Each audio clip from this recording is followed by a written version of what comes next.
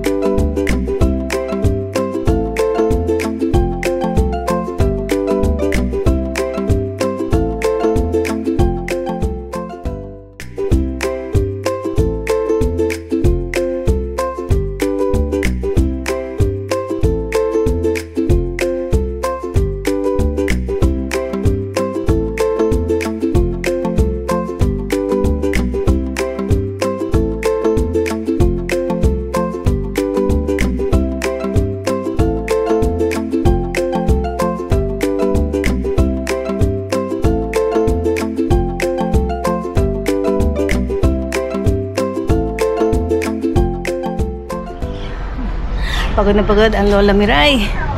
So, mainit talaga. So, kahit saan ka pumesto, ramdam yung init. And, it's really nakakapagod. Pawis na pawis. I have just finished my 30 minutes exercise with the senior ladies. And, it feels good. Pero yun nga, madaling mapagod. So, 30 minutes lang tayo for today. We sit here while waiting for Lolo. So, I hope na sasamahan nyo ang Lola Miray while waiting.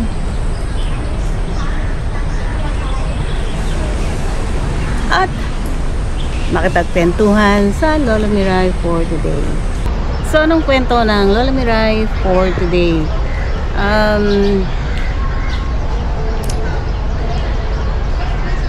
Everyone, I believe, wears different hats in their life, and with different colors, different styles, different brand, different vibes ang ibinibigay sa bawat pagsusuot ng hats. That I believe. Ganon din sa totoong buhay, we wear different kinds of hats during our journey in our life. Like for Lola Miray, I wear a hat of being a child to my parents, siblings, to my brothers, co-students with my classmates, playmates,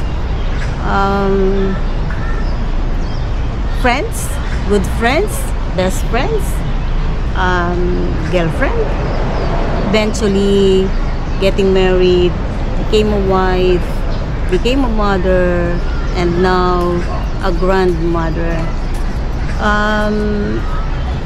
Those periods ng ating life has different colors, different situation, different struggles, different success and failures.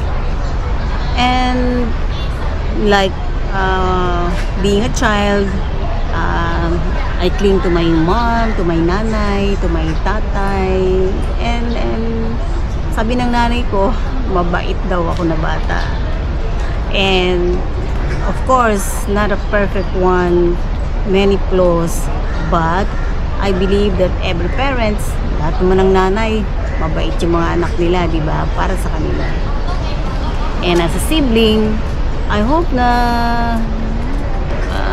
I did well as being a sibling to my brothers and sisters. I can't remember those times na meron kaming away. Parang wala naman. And nung nag-aaral ako, I remember na I was so timid. Mahiyain ako. In all those times, I believe na God held my hands, lead me the way, and I follow. Although I don't know, or I didn't know much of Him during those times.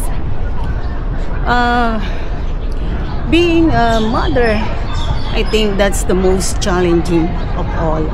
Well, of course, mahirap ding maging girlfriend, mahirap ding maging wife, mahirap na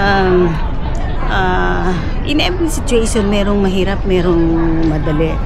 But the most important, or the most challenging for me is being a mother. Mother will not end.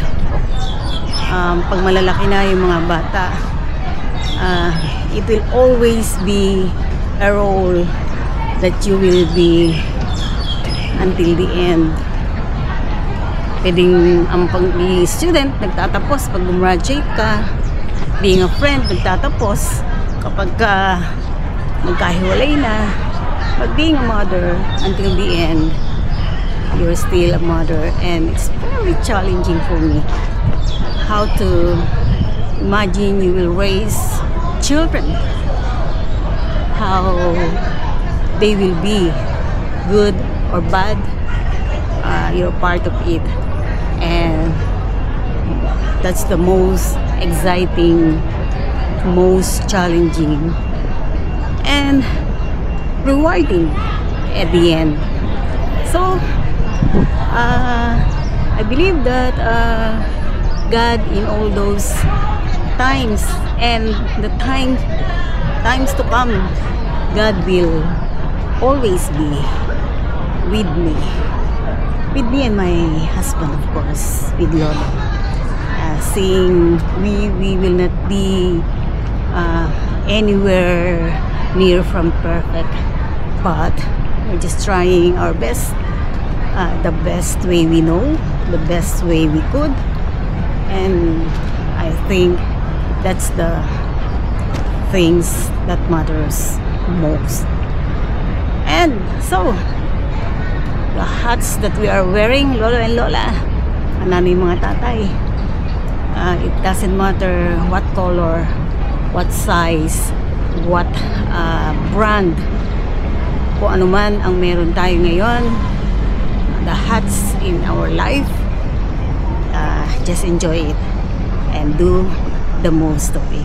So hanggang dito na lamang ang ating video for today. I hope na sinamahan ninyo ang Lola Miray sa ating kwentuhan for today. So until then, ingat-ingat and God bless everyone.